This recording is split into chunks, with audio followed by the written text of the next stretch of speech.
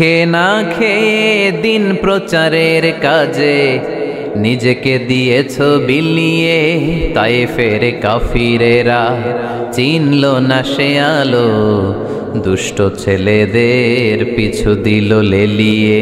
পাথরের আঘাতে ক্ষত বিক্ষত হয়ে সারা শরীর থেকে রক্ত ঝরে। হে রাসূল তোমাকে ভুলি আমি কেমন করে, হাজার ব্যথা বেদনার পরে। ফিরে আসনি তুমি আপন ঘরে, দিনের আলো তুমি ছড়িয়ে দিতে।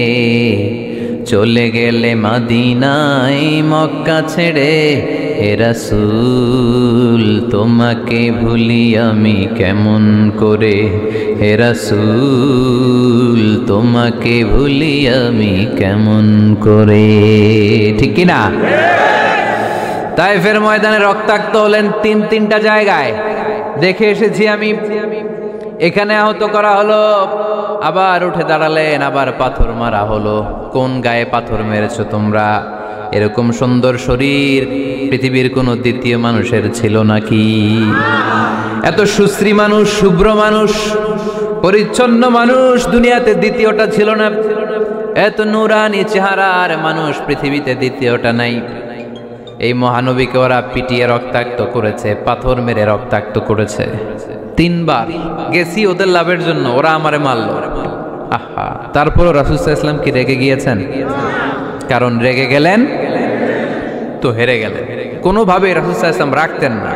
নিজের উপর অত্যাচার আসলে রাসূল সাল্লাল্লাহু আলাইহি ওয়াসাল্লাম রাগেন নাই। আনাস রাদিয়াল্লাহু তাআলা আনহু আল্লাহ রাসূলের খাদেম ছিল। উনি বললেন, কুনতু আমশি মা রাসূলিল্লাহ, আমি একবার রাসূল সাল্লাল্লাহু আলাইহি ওয়াসাল্লামের সাথে কোথাও যাচ্ছিলাম।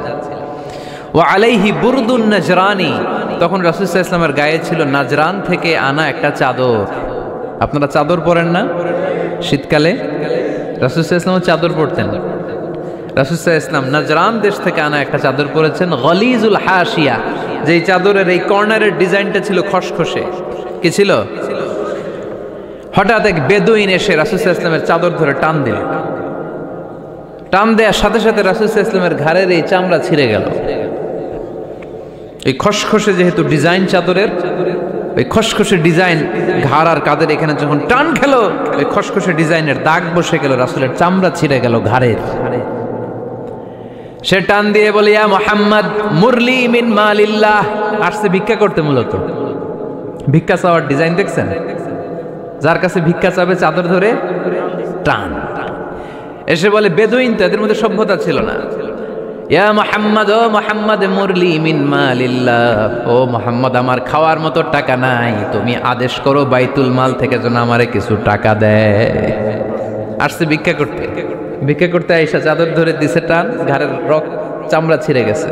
রাসূল সাল্লাল্লাহু আলাইহি ওয়াসাল্লাম ব্যথা পেয়েছেন। ফালতাফাতা ইলাইহি রাসূলুল্লাহ, আল্লাহ রাসূল সাল্লাল্লাহু আলাইহি ওয়াসাল্লাম তার দিকে তাকালেন, তাকিয়ে ফাদহিক, একটা মুচকি হাসি দিলেন।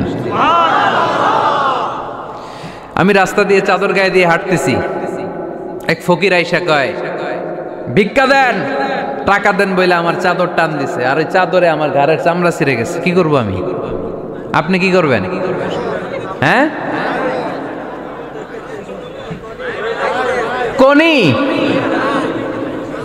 আচ্ছা, তা আমরা ঠিকই ওরে ধরে মাইর দিতাম, তাই না? আজকে ওর একদিনকে আমার একদিন ভর্তা বানায় ফেলতাম ওরে পিটায়, রাগের চোটে। ঠিক কিনা? আল্লাহ রাসূল সাল্লাল্লাহু আলাইহি ওয়াসাল্লাম try to think about it, try to ponder on the story. এই moral of the story কি? রাসূল সাল্লাল্লাহু আলাইহি ওয়াসাল্লামের প্রফেটিক স্টোরি থেকে আপনাকে ভাবতে হবে। ভিক্ষা করতে এসে চাদর ধরে টান দিয়ে ঘাড়ের চামড়া ছিঁড়ে ফেলেছে, রাসূল তাকিয়ে মুচকি হাসি দিলেন। মুচকি হাসি দিয়ে বললেন, যাও বাইতুল মাল থেকে কিছু সম্পদ ধরে দিয়ে দাও। কি নবী ছিলেন! তার মানে উনার গায়ে যত আঘাতই আসতো কখনো উনি রাখতেন, তবে মাঝে মাঝে রাখতেন। যদি আল্লাহর বিধান লঙ্ঘিত হতো তখন বিশ্বনবী রেগে যেতেন।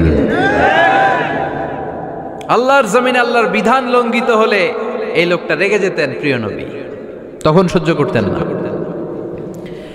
এক সাহাবী এসে বললেন, ইয়া রাসূলুল্লাহ, এমন ইমাম পাঠিয়েছেন আমাদের এলাকায়, বড় বড় সূরা দিয়ে নামাজ পড়ায়, এত বড় সূরা দিয়ে পড়ে তার পিছনে দাঁড়িয়ে থাকার ক্ষমতা আমার নাই। এই কথা শুনে বিশ্বনবী রেগে গেলেন, কারণ ইসলামের বিধান এখানে লঙ্ঘিত হচ্ছে, ঠিক কিনা? এত রাগলেন, চেহারা আগুনের গোলার মতো লাল হয়ে গেল। ওই সাহাবীকে ডেকে পাঠিয়ে ধমকালেন, খবরদার, তোমরা মানুষকে দিন থেকে ভাগিও না, সহজ করে ইসলামকে উপস্থাপন করো। জামাতের ইমামতির চান্স পেলে লম্বা কেরাত পড়ো না, একটা মিডিয়াম স্ট্যান্ডার্ড রেখে কেরাত পড়বা, কারণ তোমার পেছনে অসুস্থ লোক থাকতে পারে, মুসল্লি, মুসাফির থাকতে পারে, তাই না? আবার মদিনাতে বনু মাখজুমিয়া গোত্রের এক নারী চুরিতে ধরা পড়ল। কিসে? চুরির বিধান কি? السارق والسارقة فاقطعوا أيديهما جزاء بما كسبا نكالا من الله والله عزيز حكيم। চোর বা চুন্নি দামি কোনো জিনিস যদি চুরি করে নেয় তাহলে তার হাত কেটে দাও। If anyone steal something precious from the society, the government should cut down his right hand. Government কাটবে, আপনি কাটেন না। আবার মুরগি একটা চুরি করছে, দইরা রামদা দিয়ে এক কোপ, এরকম করা যাবে না, ওটা গভর্নমেন্ট করবে। তো রাসূল সাল্লাল্লাহু আলাইহি ওয়াসাল্লাম ছিলেন চিফ অফ দা গভর্নমেন্ট, রাসূল সাল্লাল্লাহু আলাইহি ওয়াসাল্লাম ডান হাত কেটে দিবে। কিন্তু যেই মেয়েটা চুরি করছে এলাকার খুব সম্ভ্রান্ত বংশের মেয়ে, অনেক সময় হয় না এমপির মেয়ে, চেয়ারম্যানের মেয়ে, বড় বিজনেস ম্যাগনেটের মেয়ে, ছেলে অন্যায় করে ফেলছে একটা, আছে না নাই? এখন সাহাবীরা দেখলেন মদিনায় যদি বিশ্বনবী এই চুরির বিচার কার্যকর করে মেয়েটার হাত কেটে দেয়, এই মেয়েটার সম্ভ্রান্ত বংশের লোকেরা বিশ্বনবীর উপর চড়াও হবে, নতুন করে দাঙ্গা বাঁধবে, সবাই যে বিশ্বনবীর কাছে বলবে, কিন্তু কেউ সাহস পায় না। উসামা বিন যায়েদ বিশ্বনবীর ভালোবাসা বড়ই পছন্দ করতেন বিশ্বনবী। সাইয়েদনা উসামা বিন যায়েদ রাদিয়াল্লাহু তাআলা আনহুকে সবাই বললেন, উসামা তুমি যাও, তোমারে বিশ্বনবী বড্ড ভালোবাসে, তুমি বললে তোমার কথা নবী ফিরাবে না। সাইয়েদনা উসামা যে বললেন, ইয়া রাসূলুল্লাহ, সবাই মিলে আমারে পাঠিয়েছে যেন আমি সুপারিশ করি, যদিও বনু মাখজুমিয়া গোত্রের মেয়েটা চুরিতে ধরা পড়েছে, মেয়েটা আসলেই চোর, চুরি করেছে, কিন্তু বড় একটা বিষয়কে খেয়াল করে নবী সবার সুপারিশের কারণে এই মেয়েটার হাত আপনি কেটে দিয়েন না। এই কথা বলার সাথে সাথে বিশ্বনবীর চেহারাটা আগুনের গোলার মতো লাল হয়ে গেল, ক্ষেপে গেলেন বিশ্বনবী, রেগে গেলেন, আর বললেন, এত বড় সাহস কোত্থেকে পেলে উসামা? এটা তো আল্লাহর আইন, চোর চুরি করলে হাত কাটো, কার আইন? বাংলাদেশে যদি এই আইন চালু হয়, চোর খুঁজে পাওয়া যাবে? দেশের টাকা যারা চুরি করে এদেরকে পাওয়া যাবে? পেঁয়াজের দাম যারা বাড়ায় এদের খুঁজে পাওয়া যাবে? মজুদদারদেরকে আর খুঁজে পাওয়া যাবে না, সব চোর মানুষ হয়ে যাবে, ঠিক কিনা? একটা বিচার যদি করে, সরাসরি সম্প্রচার, সব টিভিতে লাইভ ব্রডকাস্ট আমরা দেখলাম চোরের হাত কাটতেছে কিভাবে, এরপরে চুরি করার আগে 10 বার ওর আত্মা কেঁপে উঠবে। রাসূল সাল্লাল্লাহু আলাইহি ওয়াসাল্লাম বললেন, এটা আল্লাহর আইন, কেমন করে তুমি সুপারিশ করো আল্লাহর আইন থামানোর জন্য? লাউ কানা ফাতিমাতু বিনতে মুহাম্মাদিন সারাকাত লাকাতা মুহাম্মাদুন ইয়াদাহা। আজকে আমার কলিজার টুকরা নয়নের পুটুলি ফাতেমাও যদি চুরিতে ধরা পড়তো, আমি ফাতেমার হাতটা কেটে দিতে 1 সেকেন্ডও দেরি করতাম না। আমার মেয়ে ফাতেমাও যদি চুরি করতো, আমি হাত কেটে দিতে দেরি করতাম। রেগে যেতেন প্রচন্ড, এমনি রাখতেন না, কেউ আক্রমণ করলে ব্যথা দিলে, কষ্ট দিলে রাখতেন না। কিন্তু আল্লাহর জমিনে আল্লাহর বিধান যখন লঙ্ঘিত হতো, আল্লাহ রাসূল সাল্লাল্লাহু আলাইহি ওয়াসাল্লাম রেগে যেতেন। তাহলে কোথায় রাগ করবেন আর কোথায় করবেন না বোঝা গেছে তো? সব জায়গায় রাগ করা যাবে? এজন্য মুত্তাকিনদের 2 নাম্বার বৈশিষ্ট্য, ওয়াল কাযিমিনাল গায়যা। মুত্তাকিনরা রাগ দেখায় না, মেজাজ দেখায় না, বরং মুত্তাকিন বান্দারা আল্লাহর খুশির জন্য নিজের রাগ আর ক্রোধকে নিয়ন্ত্রণ করে। রাসূল সাল্লাল্লাহু আলাইহি ওয়াসাল্লাম আল্লাহর বিধান লঙ্ঘিত হলে রেগে যেতেন, এছাড়া রাখতেন না। একবার তাহাজ্জুদের সময় সাইয়েদনা আলী রাদিয়াল্লাহু তাআলা আনহু আর ফাতেমা রাদিয়াল্লাহু তাআলা আনহাকে ডাকতে গেলেন তাহাজ্জুদ পড়ার জন্য। কিসের জন্য?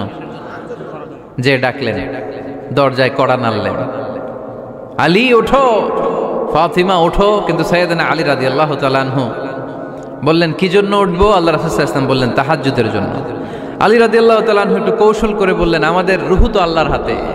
রুহু কার হাতে? আল্লাহ যখন রুহু ফিরাই দিবে তখন ঠিকই উঠবো, পড়বো তাহাজ্জুদের নামাজ, পড়বো রুহুটা ফিরে আসুক, পড়বো। একটু কৌশল করলেন। তো রাসূল সাল্লাল্লাহু আলাইহি ওয়াসাল্লাম এই কৌশলটারে পছন্দ করলেন না। রাসূল চাইছেন আমি বলা মাত্রই যেন উঠে যায়। রাসূল সাল্লাল্লাহু আলাইহি ওয়াসাল্লাম তখনও রেগে গেলেন। বুখারীর বর্ণনা, তিনি ফিরে আসতেছিলেন আর রাগে নিজের রানের মধ্যে চাপড়াচ্ছিলেন এরকম, ওয়াকানাল ইনসানু আকসারা শাইইন জাদালা। আরে মানুষ কত ঝগড়া করতে জানে, আরে মানুষ কত তর্ক করতে জানে, মানুষ যে কত ঝগড়া করে, মানুষ যে কত তর্ক করে, নিজের উপর নিজে ঝাল মিটাচ্ছিলেন রানের মধ্যে চাপড়াতে চাপড়াতে। সুবহানাল্লাহ পড়েন। আক্রমণ করলে রাখতেন না, ওটের নারী ভুড়ি চাপিয়ে দিলে রাখতেন না, কিন্তু ধর্মীয় বিধান লঙ্ঘিত হলে বিশ্বনবী রেগে যেতেন। চিল্লা এখন সুবহানাল্লাহ। এজন্য মুত্তাকিদের 2 নাম্বার বৈশিষ্ট্য আল কাযিমিনাল গায়দ, রাগকে সংবরণ করতে হবে, রাগ দেখানো যাবে না। রাগ দেখাবেন, কি করবেন?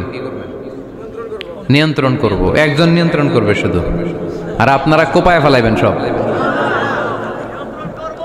মাশাআল্লাহ। আরে বলো কি করবা? এভাবেই তো সমাজ পরিবর্তন হয়। শুনতে হবে তো আমার কথা, শুনতে হবে, জানতে হবে, দেন মানতে হবে। পরিবর্তনটা আস্তে আস্তে হয়।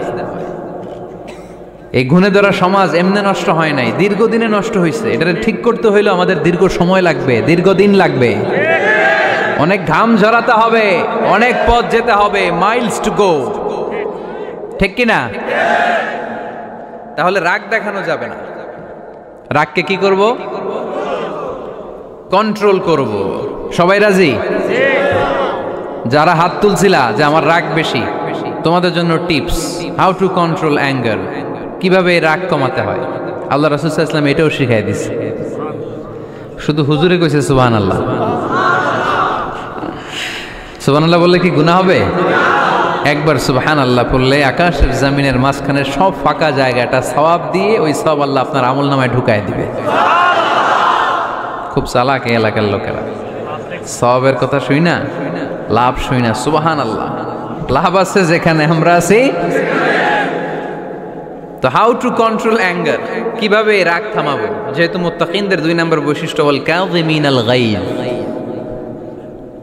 মুত্তাকিদের বৈশিষ্ট্য তারা রাগকে নিয়ন্ত্রণ করে। আল্লাহ রাসূল শিখাই দিলেন, 4টা পদ্ধতি শিখালেন রাগ কমানোর। কয়টা মনে থাকবে? অ্যাপ্লাই করবো এগুলো, দেখবো আজকে থেকে রাগ কমে কিনা। পারা যাবে? 2 সাহাবী বিশ্বনবীর সামনে ঝগড়া লাগলেন, কথা কাটাকাটি, কথার পিঠে কথা, কথার নাম লতা। কথা বলতে বলতে ঝগড়া লাগতে লাগতে এক সাহাবী রেগে মেগে আগুন, মারামারির জন্য উদ্যত হলেন। বিশ্বনবী দেখলেন ওই সাহাবীর চেহারাটা একেবারে আগুনের গোলার মতো লাল হয়ে গিয়েছে। বিশ্বনবী বললেন, ইন্নী লা আ'লামু কালিমাতান, আমি এমন একটা বাক্য জানি, এই রাগান্বিত সাহাবী যদি এখন এই বাক্যটা পড়া শুরু করে দেয়, তার রাগটারে নিমিষেই ঠান্ডা বানাইয়া দিবে কে? ওই সাহাবী বললেন, ইয়া রাসূলুল্লাহ, কি সেই বাক্য আমারে শিখায়া দেন। বিশ্বনবী বললেন, পড়ো আউযু বিল্লাহি মিনাশ শাইতানির রাজিম। আবার পড়েন আউযু বিল্লাহি মিনাশ শাইতানির রাজিম। সুবহানাল্লাহ। রাগ কমানোর দোয়া, সহিহ হাদিস। ওই সাহাবী যদি এই বাক্যটা পড়ে তার রাগ কমে যাবে। বাক্যটা হচ্ছে আউযু বিল্লাহি মিনাশ শাইতানির রাজিম, বিতাড়িত শয়তানের কাছ থেকে আল্লাহর কাছে পানাহ চাচ্ছি, প্রোটেকশন চাচ্ছি। বলতে দেরি, রাগ থামতে দেরি হবে। টিপস নাম্বার 1 মনে থাকবে তো? টিপস নাম্বার 2, বিশ্বনবী বললেন, ইযা গাদিবা আহাদুকুম ফালইয়াসকুত, তোমাদের যখন প্রচন্ড রাগ চলে আসে, বেশি যখন প্রচন্ড যখন তোমরা রেগে যাও, তখন কথা বন্ধ করে চুপ হয়ে যাও। কি করতে হবে? চুপ, একেবারে চুপ। অনেকে রাগের সময় গড়গড় করে কি যেন বলতে থাকে, আছে না নাই? রাগে গড়গড় করতে থাকে আর কি যেন বলতে থাকে। এই যত বলবেন, যত গালি দিবেন, বলে না গালি দেয় না রাগের সময়, অশ্রাব্য ভাষায় অনেকে গালি গালাজ শুরু করে দেয়, আছে না নাই? না, আসুকুত ইদা গাদিবা আহাদুকুম ফালিয়াসকুত। আল্লাহ রাসূল সাল্লাল্লাহু আলাইহি ওয়াসাল্লাম বললেন, যখন তোমাদের কেউ প্রচন্ড রেগে যায় সে তার কথা যেন বন্ধ করে দেয়। চুপ, keep silent, keep quiet, relax, cool. পারবেন? তাহলে প্রথম টিপস কি পড়তে হবে? বাইরে নামক দিয়া পড়েন আউযু বিল্লাহি মিনাশ শাইতানির রাজীম। এটা হলো 1 নাম্বার টিপস। 2 নাম্বার টিপস, ইযা গাদিবা আহাদুকুম ফালইয়াসকুত। মাশাআল্লাহ, চুপ থাকতে হবে। বেশি রাগ চলে আসলে কি করতে হবে? 3 number tips, lower your action. আপনার অ্যাকশনকে কমায় দেন। কিন্তু আমরা ওই সময় মারি ডাইরেক্ট অ্যাকশন। রাগের সময় আমরা কি করি? আল্লাহ রাসূল বললেন লোয়ার, মিনিমাইজ ইউর অ্যাকশন। কি বললেন আল্লাহ রাসূল? অ্যাকশন কমাও, কার্যক্রম কমায় দাও। ইযা গাদিবা আহাদুকুম ওয়া হুয়া কাইম ফালিয়াজলিস। দাঁড়ানো অবস্থায় তোমাদের কেউ যদি রেগে যায় সে যেন বসে পড়ে। ফাইন যাহাবা আনহুল গাদাবু ওয়া ইল্লা ফালিয়াত্তাজি। কেউ যদি দাঁড়ানো অবস্থায় রেগে যায় সে যেন বসে পড়ে। বসে থাকার পরেও যদি তার রাগ কমতে না চায় সে যেন শুয়ে পড়ে। তাহলে দাঁড়ানো অবস্থায় রাগ আসলে কি করবেন? বসা অবস্থায় রাগ আসলে, শোয়া অবস্থায় রাগ আসলে চোখ বন্ধ করে ঘুমায় যাবেন। রাগ আসবে আর সুবহানাল্লাহ কইবেন না? কত বড় ফিজিশিয়ান, কত বড় ডাক্তার আল্লাহ রাসূল সাল্লাল্লাহু আলাইহি ওয়াসাল্লাম। সুবহানাল্লাহ পড়েন। কয়টা গেল? কয়টা? 1 নাম্বার কি পড়া? মাশাআল্লাহ। 2 নাম্বার চুপ থাকা। 3 নাম্বার দাঁড়ায় থাকলে বসে যাওয়া, বসা থাকলে পারবেন? 4 নাম্বারটা অনেক মজার টিপস, শুনবেন? আল্লাহ রাসূল সাল্লাল্লাহু আলাইহি ওয়াসাল্লাম বললেন 4 নাম্বার টিপস শুনো। ইন্নাল গাদাবা মিনাশ শাইতান। নিশ্চয়ই রাগ আসে শয়তান থেকে। ওয়া ইন্নাশ শাইতানা খুলিকা মিনান নার। শয়তান তৈরি আগুন থেকে। ওয়া ইন্নান নারা তুতফাউ বিল মা। আগুন নিবানো হয় পানি দিয়ে। ফাইদা গাদিবা আহাদুকুম ফালিয়াতাওয়াদ্দাহ। তাই কারো যখন রাগ খুব বেড়ে যায় সে যেন ঠান্ডা পানি দিয়ে ওযু করে। কি সুন্দর টিপস, কি সুন্দর ফিলোসোফার আল্লাহ রাসূল সাল্লাল্লাহু আলাইহি ওয়াসাল্লাম। কত বড় দার্শনিক ছিলেন তিনি। আল গাদাবু মিনাশ শাইতান, কথার সিকোয়েন্স দেখেন, ওজন দেখেন। আল গাদাবু মিনাশ শাইতান, রাগ আসে শয়তানের থেকে। রাগ এনে দেয় কে? শয়তান। ওয়াশ শাইতানু খুলিকা মিনান নার। শয়তান তৈরি কি থেকে? আগুন থেকে। ওয়ান নারু তুতফাউ বিল মা। আগুন নিভায় কি দিয়ে? ফাইদা গাদিবা আহাদুকুম ফালিয়াতাওয়াদ্দা। তাই তোমাদের কেউ যখন রেগে যায় সে যেন পানি দিয়ে ওযু করে নেয়।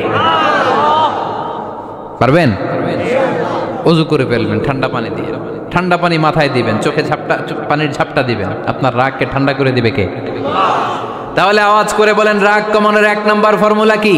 আউযু বিল্লাহি মিনাশ শাইতানির রাজীম। 2 নাম্বার চুপ থাকা। 3 নাম্বার বসে পড়া, শুয়ে পড়া। 4 নাম্বার ওযু করা। 4 নাম্বার। এই 4টা পদ্ধতিতে আপনি রাগ কমাতে চাইলে আপনার রাগ কমাই দিবে কে? এজন্য আল্লাহ বললেন আমার মুমিন বান্দার 2 নাম্বার গুণ, তারা রাগকে নিয়ন্ত্রণ করে। আল্লাযীনা ইউনফিকুনা ফিস সাররাই ওয়াদ দাররাই ওয়াল কাযিমিনাল গায়য।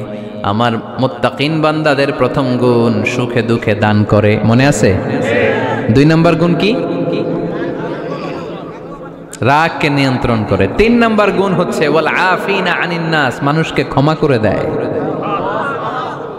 মানুষকে কি করে? আমরা তো ক্ষমা করি না। হ্যাঁ, দইরা আবুইটালা মানে কি? এটার মিনিং কি? ফিশালায়। হ্যাঁ, কি করে? আইকালায়, আইজ্জালায়, আইকালা, আইকালা, আঞ্চলিক শব্দ, আঞ্চলিক শব্দগুলো অনেক সুন্দর, এক এক জেলা এক এক রকম। তার মানে আমরা ক্ষমা করতে চাই না, আমরা দইরা আইক্যালাই। তার মানে আমরা রাগ ঝাড়ি আর কি, ভিতরে যে ক্ষোভ জমা থাকে এগুলো ঝাড়ি, আমরা ক্ষমা করতে চাই না। কিন্তু ভাই মোত্তাকি যদি হতে চান আপনাকে ক্ষমা করে দিতে হবে। কি করবেন? কি করবেন? ক্ষমা করে দেন। আচ্ছা একটু আওয়াজ করে উত্তর দেন। আমরা আল্লাহর কাছে এই যে পাপ করি, অন্যায় করি, মাফ চাই না? ক্ষমা চাই না? আল্লাহ আমাদেরকে ক্ষমা করুক এটা আমরা চাই কি চাই না? আল্লাহ আমাদেরকে ক্ষমা করুক এটা আমরা চাই, কিন্তু আমরা আমাদেরকে ক্ষমা করতে পারি না। যদি আল্লাহর কাছে ক্ষমা পেতে চান তাহলে আগে নিজেরা নিজেদেরকে ক্ষমা করে দেন। আল্লাহ ভুল করছি, আল্লাহ মাফ করে দাও, ক্ষমা করো। আমি ক্ষমা চাইতেছি কিন্তু আমি ক্ষমা করি না আরেকজনকে। তো তুমি ক্ষমা করো না, তুমি ক্ষমা চাও কোন সাহসে? মা যাদাল্লাহু আবদান বিআফবিন ইল্লা ইজ্জান।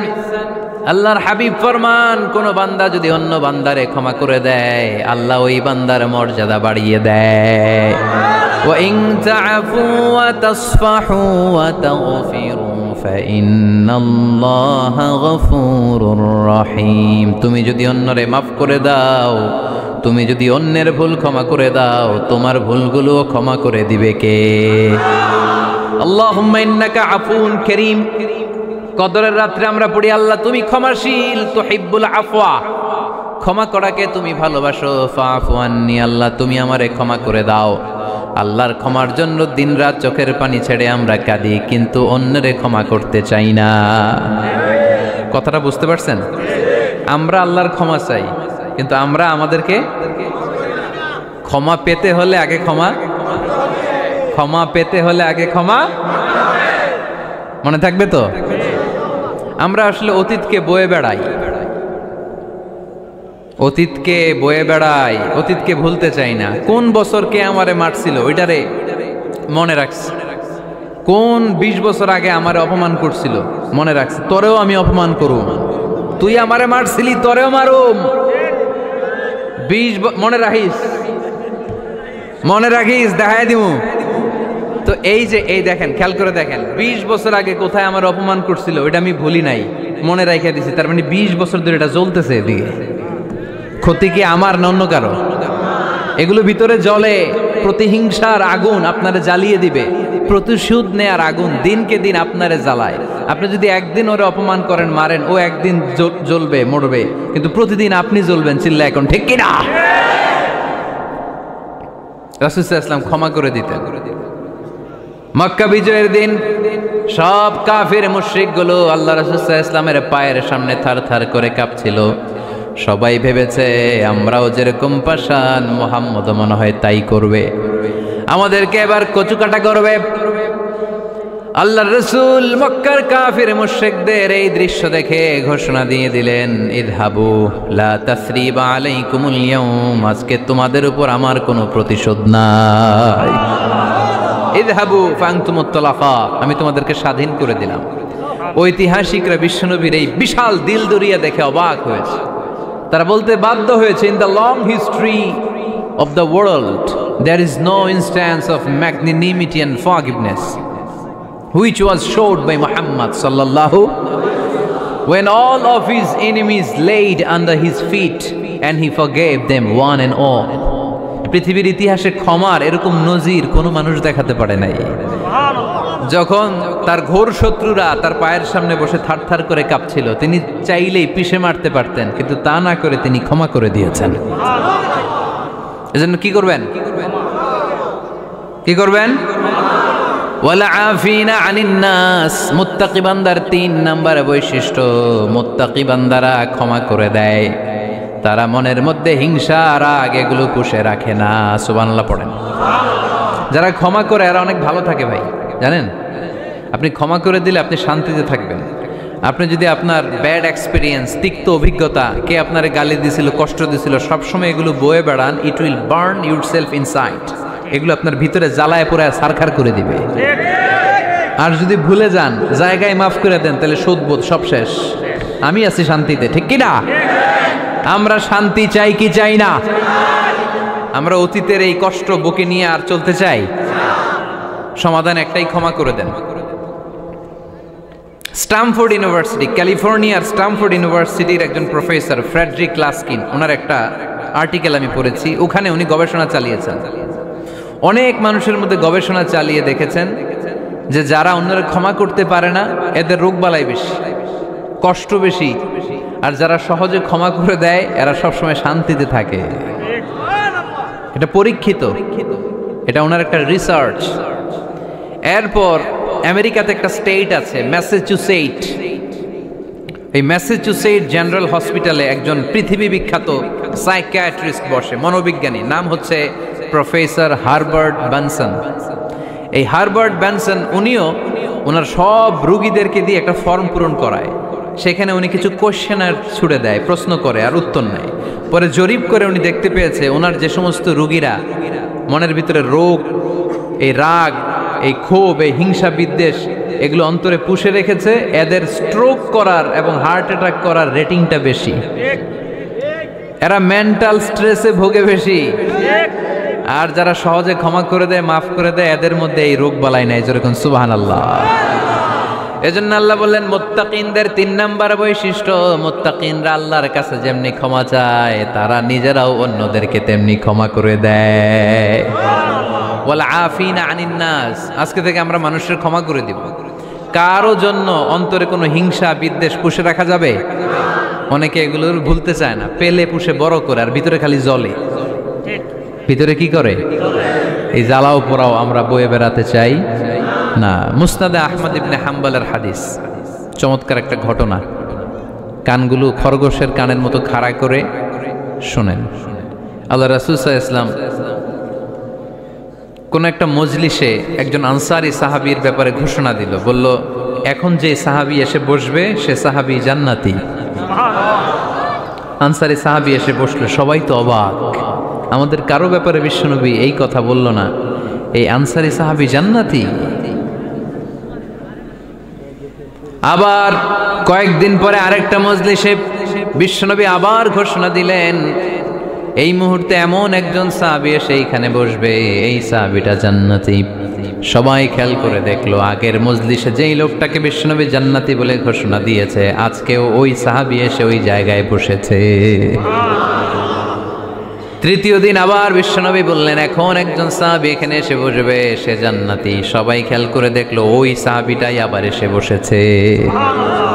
সবাই অবাক, কি আজীব, কি আছে এই সাহাবীর মধ্যে, যে সাহাবীর ব্যাপারে খুদ বিশ্বনবী 3 বার ঘোষণা দিলেন যে সে জান্নাতি। সবচেয়ে বেশি অবাক হয়েছিলেন সাইয়েদনা আব্দুল্লাহ ইবনে আমর ইবনে আস। মনে মনে ভাবলেন, এটা তো চারটেখানে কোনো কথা না, বিশ্বনবীর অ্যানাউন্সমেন্ট। দুনিয়ার বুকে বিশ্বনবী 3 বার এই আনসারী সাহাবীকে জান্নাতি বলে ঘোষণা দিয়েছে, নিশ্চয়ই এই সাহাবীর এমন বিশেষ কোনো আমল আছে, এমন বিশেষত্ব আছে যেটা আমাদের মধ্যে নাই। যেমন করেই হোক এই সাহাবীর ভেতরের সব খবর আমার জানতে হবে। সাইয়েদনা আব্দুল্লাহ ইবনে আমর ইবনে আস একবার পরিকল্পনা করে ওই সাহাবীর বাড়িতে চলে গেলেন, যে বললেন, ভাই আমার আব্বার সাথে কয়েকদিন ধরে ঝগড়া, আমার ঘরে থাকতে মন চাচ্ছে না, তোমার বাসায় মেহমান হয়ে এসেছি, যদি তুমি অনুমতি দাও তোমার বাড়িতে 3 দিন মেহমান হয়ে আমি থাকতে চাই। কয়দিন? শুনতেছেন? বুঝতেছেন? কষ্ট হচ্ছে না তো? ওই আনসারী সাহাবী বলে, আহলান ওয়া সাহলান, খুশ আমদেদ, এ আমার সৌভাগ্য, আমার মেহমান হয়ে আপনি থাকবেন, আসেন আমার ঘরে থাকেন, এই ঘরে আমি থাকি, আর এই ঘরটা মেহমান হিসেবে আপনারে দিয়ে দিলাম, থাকেন। এবার আব্দুল্লাহ ইবনে আমর ইবনে আস খুব ভালোভাবে ফলো করতে লাগলেন, কখন এই আনসারী সাহাবী কি করে। 1 দিন, 2 দিন, 3 দিন পর্যন্ত ফলো করার পরে সাইয়েদনা আব্দুল্লাহ ইবনে আমর ইবনে আস এমন কোনো বিশেষ আমল এই সাহাবীর মধ্যে খুঁজে পায় নাই। 3 দিন গভীরভাবে পর্যবেক্ষণ, অবজারভেশনের পরে বিশেষ কোনো আমল ওনার চোখে পড়ে নাই। এবার 3 দিন পরে তো চলে যাবার পালা, ঠিক কিনা?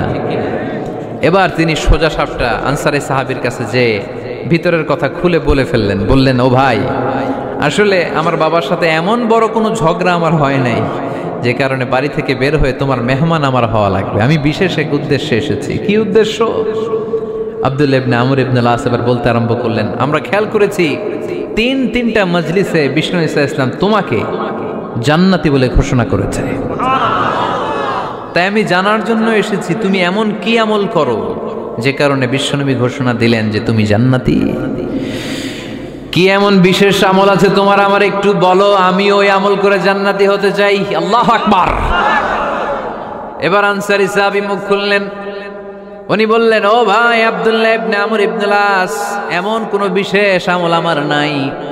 হালাল পন্থায় রুজি করি, ব্যবসা করি, নামাজের সময় নামাজ পড়ি, রাতে এসে ঘুমিয়ে যাই, ফজরের আগ দিয়ে উঠে তাহাজ্জুদ করি, সময় মতো জিকির আজকার করি, কোরআন তেলাওয়াত করি, কিছু দান সদকা করি। সবাই যা করে আমিও তাই করি। স্পেশাল কোনো আমল আমার জীবনে নাই।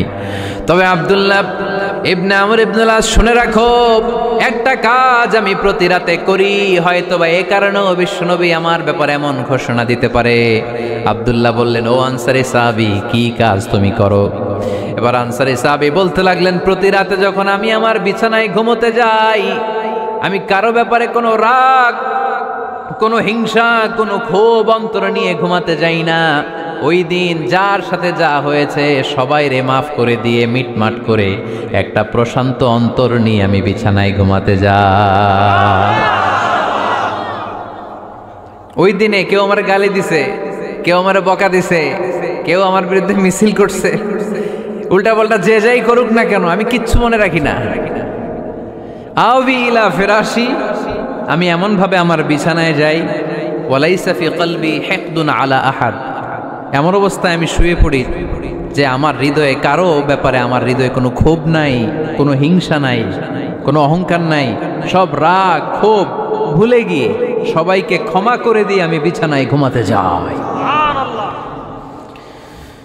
এজন্য বিশ্বনবী এই সাহাবীকে তিনটা মজলিসের ভরা মজলিসের মধ্যে জান্নাতি বলে ঘোষণা করেছে। এই হাদিস থেকে শিক্ষা হলো, আমরাও যদি প্রতি রাতে বিছানায় ঘুমোতে যাওয়ার আগে সবাই রে মাফ করে দিয়ে মনের যত ক্ষোভ জ্বালা যন্ত্রণা আছে সব ভুলে যে বিছানায় ঘুমাতে পারি, এই সাহাবীর মতো আমাদেরকেও জান্নাতি হিসেবে কবুল করবে কে? পারবেন আজকে থেকে? বিছানায় যাওয়ার আগে কি করবেন? আজকে সবাই রে মাফ করে দেব। যে আমার উপর জুলুম করছে ওই বিচার আল্লাহ করবে। কে কি বললো ওটা দেখার দরকার নেই। কারো ব্যাপারে কোনো ক্ষোভ, কোনো তিক্ত অভিজ্ঞতা, জ্বালা যন্ত্রণা অন্তরে রাখবেন? রাখলে লাভ না লস?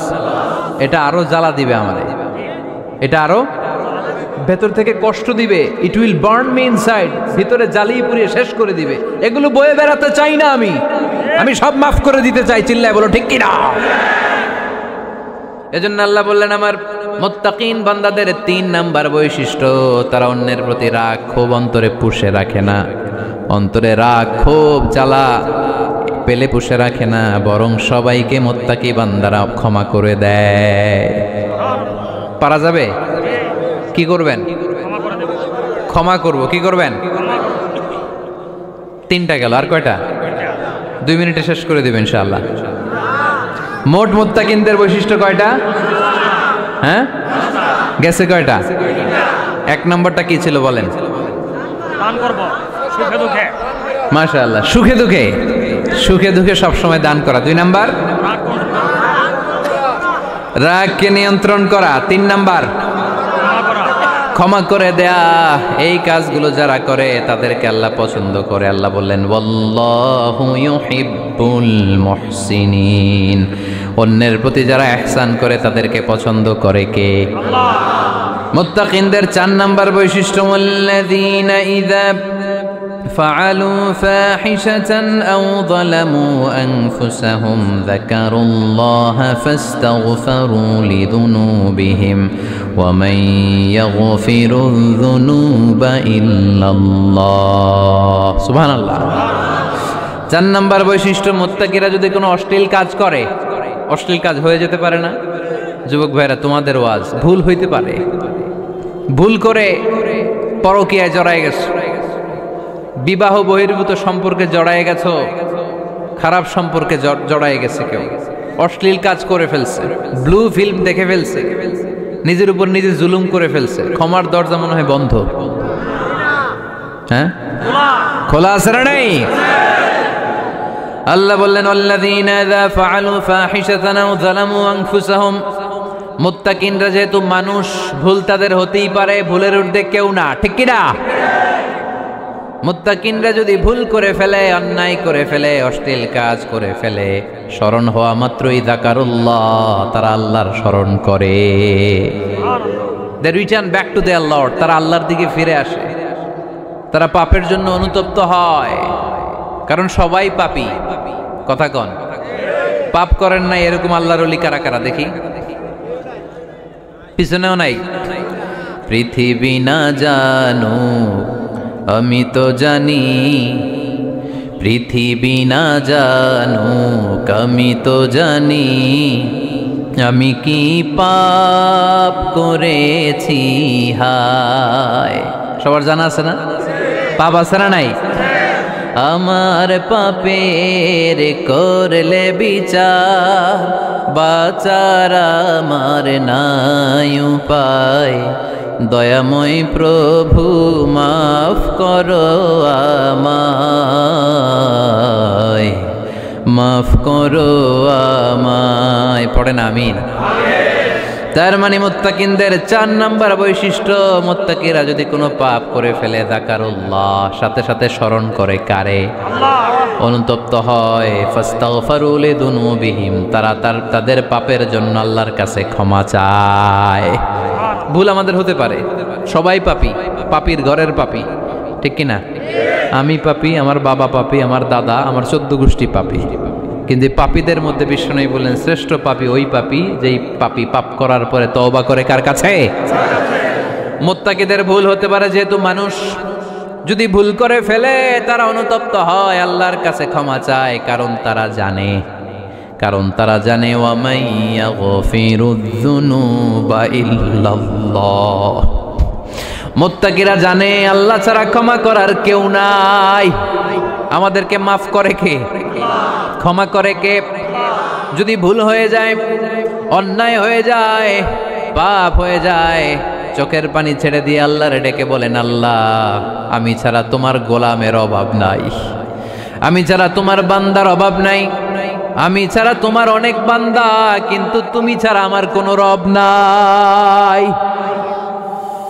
আমি ছাড়া তোমার বান্দা বান্দির অভাব দুনিয়ার বুকে নাই, কিন্তু তুমি ছাড়া আমার দ্বিতীয় কোনো রব আছে নাকি? দুনিয়ার বুকে কারো কাছে যদি কোনো জিনিস নিয়ে যাই, ফিরিয়ে দিলে আরেকজনের কাছে যাওয়া যায় কি যায় না? কারো কাছে কিছু চাইলাম দিল না, অন্যের কাছে যে চাওয়া যায় কি যায় না? কিন্তু আল্লাহর কাছে যখন ক্ষমা চাই, আল্লাহ যদি আমাদেরকে ফিরিয়ে দেয়, অন্য কারো কাছে যে চাওয়ার সুযোগ আছে নাকি? কারণ আমাদের রব একজন, সেজদা দেয় একজন রে, চিল্লায় বলতে হবে তিনি কে? وَمَن يَغْفِرُ الذُّنُوبَ إِلَّا اللَّهُ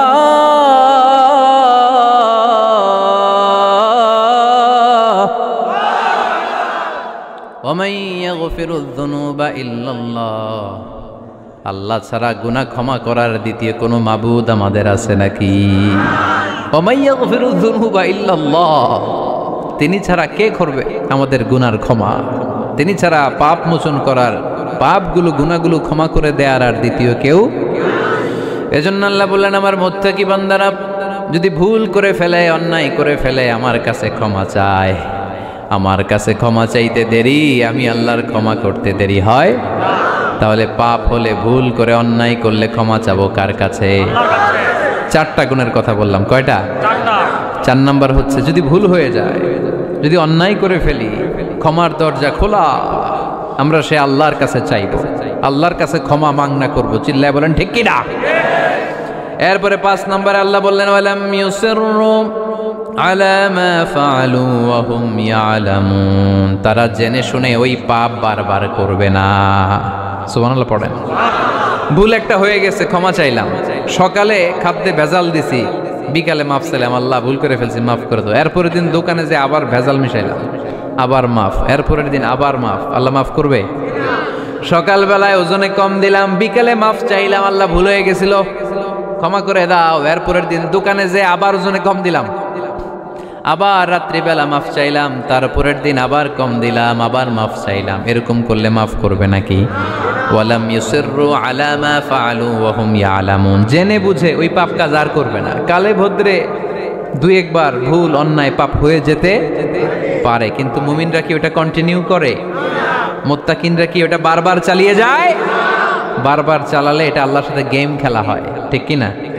সকালে আল্লাহর কই একটা, বিকালে আজকে একটা, কালকে এমনটা করা যাবে? এজন্য আল্লাহ বললেন আমার মুত্তাকি বান্দাদের 5 নম্বরে বৈশিষ্ট্য হলো ওয়ালাম ইউসিররু আলা মা ফাআলু ওয়া হুম ইয়ালামুন।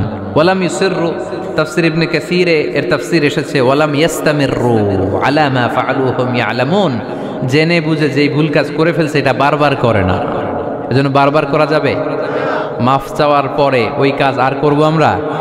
এই 5টা কাজ যদি করি তাহলে মুত্তাকিদের কাতারে আমাদেরকে উঠায় দিবে কে? এজন্য আল্লাহ বললেন উলাইকা জাযাউহুম মাগফিরাতুম মির রাব্বিহিম ওয়া জান্নাতুন তাজরি মিন তাহতিহাল আনহারু খালিদিনা ফিহা ওয়া নি'মা আজরুল আমিলিন।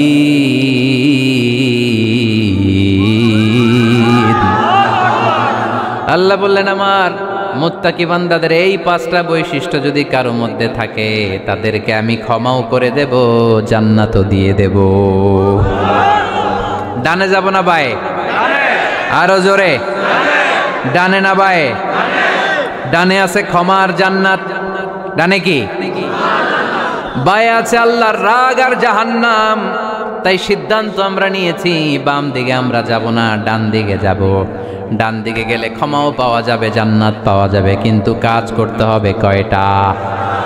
1 নাম্বার সুখে দুঃখে দান করা, 2 নাম্বার রাগকে নিয়ন্ত্রণ করা, 3 নাম্বার মানুষকে ক্ষমা করা, 4 নাম্বার ভুল হলে আল্লাহর কাছে তওবা করা, 5 নাম্বার ওই পাপের কাজ বারবার না করা। ভুল একবার হতে পারে, 2 বার হতে পারে, বারবার ভুল মুত্তাকিরা করে না, ঠিক কি না? এই 5টা কাজ করলে মুত্তাকি বানাবে কে? মনে থাকবে? মনে থাকবে সবার? যেই কোনো অবস্থায় একটু দেয়ার অভ্যাস করা যাবে? রাগটার একটু নিয়ন্ত্রণ করা যায় না? করা যাবে? আর অন্যের ব্যাপারে কোনো ক্ষোভ হিংসা বিদ্বেষ নিয়ে আমরা রাতে ঘুমোতে যেতে চাই না, ভুলে গেলাম আমরা সব। পারবেন তো? ভুল হলে ক্ষমা চাবো কার কাছে? যেই কাজের জন্য ক্ষমা চাইলাম জীবনে কোনোদিন আর ওই কাজ করব। আল্লাহ আমাদের সবাইকে কথাগুলো বুঝার ও আমল করার তৌফিক দান করুক। এই উঠছে কে কে দেখি? লক্ষ্মীপুরের লোক তো অনেক দুষ্ট দেখি। লক্ষ্মীপুরের লোক তো লক্ষ্মী হইতে হবে। এগুলো কি? প্রশ্নের জন্য আমার আলাদা দাওয়াত দিয়েন। এই প্রশ্নে আধা ঘন্টা লাগবে। যেটা বলছি এটা ফিনিশিং দেয় নাই তো এখনো, এই অর্ধেক ভুলে যাবে আপনার প্রশ্নের উত্তর শুনলে। মুত্তাকিদের বৈশিষ্ট্য কয়টা মনে থাকবে? ভাবিরে যে শোনাইতে পারবেন? পারাম পারাম মানে পারবো। তো এই 5টা বৈশিষ্ট্য যদি থাকে তাহলেই আমরা মুত্তাকি। তাহলেই আমাদের জন্য ক্ষমা রেডি রাখবে কে? জান্নাত রেডি রাখবে কে? প্রথম গুণ আমি বলেছিলাম দান করব আমরা সুখে দুঃখে। রাগকে নিয়ন্ত্রণ করব, 2 নাম্বার মানুষকে ক্ষমা করে দেব, 4 নাম্বার ভুল হতে পারে মাফ চাবো কার কাছে? কিন্তু ওই ভুল বারবার করব। মনে থাকবে সবার? আল্লাহ আমাদের সবাইকে কথাগুলো বুঝার ও আমল করার তৌফিক দান করুক। আমরা পড়ি আমিন। দীর্ঘক্ষণ আপনারা দাঁড়িয়ে বসে আজকের আলোচনা শুনে এই উঠতেছেন কেন? হ্যাঁ বসেন বসেন, আমি তো উঠি নাই। যারা আপনারা আজকের এই প্রোগ্রামটা সার্থক করলেন আমি শুকরিয়া জানাই। মিডিয়া কর্মী তোমরা যারা এসেছো তোমাদেরকে অন্তরের অন্তঃস্থল থেকে শুভেচ্ছা জানাই। মাহফিল কমিটি যারা অ্যারেঞ্জ করেছেন আমাকে ইনভাইট করেছেন শুকরিয়া জানাই। পর্দার অন্তরালে আমার মা বোনেরা যারা আজকে আমাদেরকে শুনলেন আপনারাও একটু রাগ টাগ কমাবেন। এই ওয়াজ শুধু ভাইদের জন্য না, আমাদের বোনরাও মাঝে মাঝে রাগ করে ফেলে, ঠিক কিনা? বোনরা রাগ করলে বিপদ, রোজা রাখা লাগবে, রান্না বান্না করবে না। তো এই জন্য আপনারাও এই 5টা আমল শুধু পুরুষদের জন্য না, নারীদের জন্য। তো এই জন্য আমরা সবাই জন্য এগুলোর উপর আমল করি। একটা সুখী সমৃদ্ধ বাংলাদেশ গড়ি। স্থানীয় প্রশাসনের ভাইরা যারা আছেন আজকের প্রোগ্রামের ব্যাপারে সহযোগিতা করেছেন, শুকরিয়া। জনপ্রতিনিধি যারা আছেন তাদেরকে শুকরিয়া। আপনারা সবাই ভালো থাকেন, সুস্থ থাকেন, সুন্দর থাকেন।